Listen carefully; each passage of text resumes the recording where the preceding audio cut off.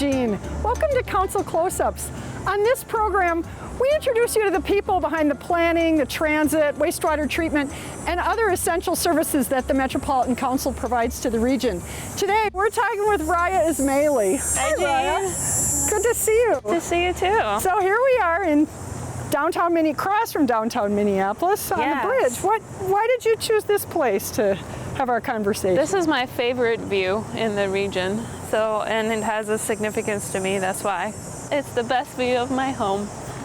And I really like the Stone Arch Bridge, and I try to bike over the bridge every time I'm biking around in this area. Do you do a lot of biking, Raya? I would like to do that, but I haven't been able to put a lot of miles on my bike recently. And why is that? It's been very hot this summer. You're a planner in our local planning assistance unit. What's the role of that unit at the council? The main role of the local planning assistance unit is to help the local planners within the communities in the region. And that varies from technical assistance to support and providing resources to the planners. Specifically, what we do in community development is land use planning. And that has a lot to do with policy, development patterns, how will the growth happen in your community, how will the people get engaged as residents of that area. Talk a little bit about what the council's actual role and authority is vis-a-vis planning as opposed to the perception that some people have. Sure. Many have the perception that McCouncil has an overreaching authority over the local planning processes. But that is not true. We actually have a very defined role in terms of regional planning, and then the rest is left for local planners to decide as they see fit within their community. We provide resources and support to local planners so that they can do a better job within their community, and they have access to all they need to be creative and to be forward-thinking. How did you know you wanted to be a planner?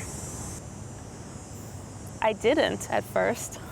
When I was in high school, I wanted to be a mechanical engineer, only because my dad was one, and I was so exposed to that field. I grew up in Iran, so the way that higher education works in Iran is that you take an exam, and then based on your score, you kind of get put into certain degrees and universities. Mm-hmm. At that point, I realized that there's this major called planning.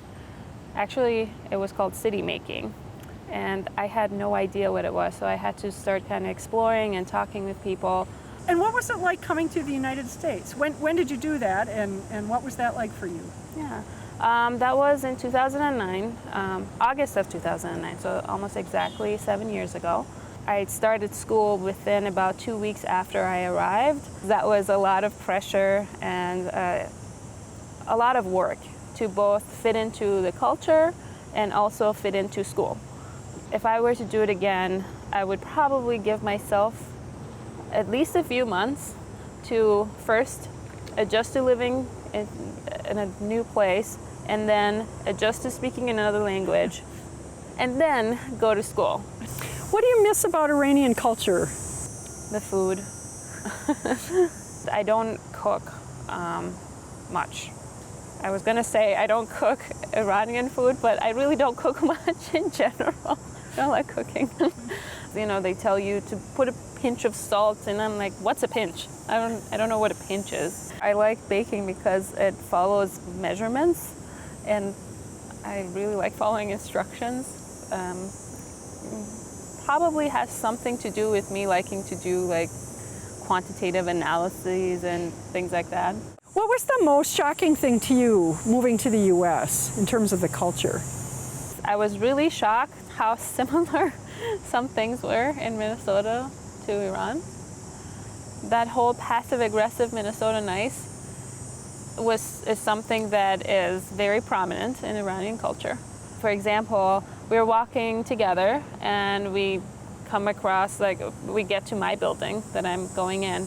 I will invite you in, but I really want you to say no. So if you say yes, I would be like, what? Okay. So my parents never like the way that I acted with our guests, because every time I would go around and I say, would you like some? And then they'll say no, and I'm like, okay. And then I'll walk away, and then my parents will be like, go back.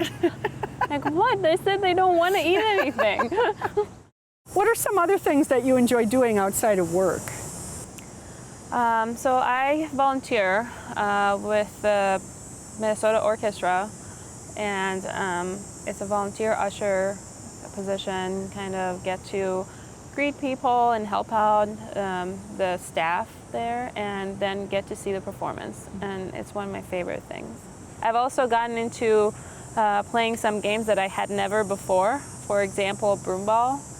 That's my favorite winter activity. It took me a couple of years to feel like I can actually do something besides being a burden to my teammates, but they tolerated me.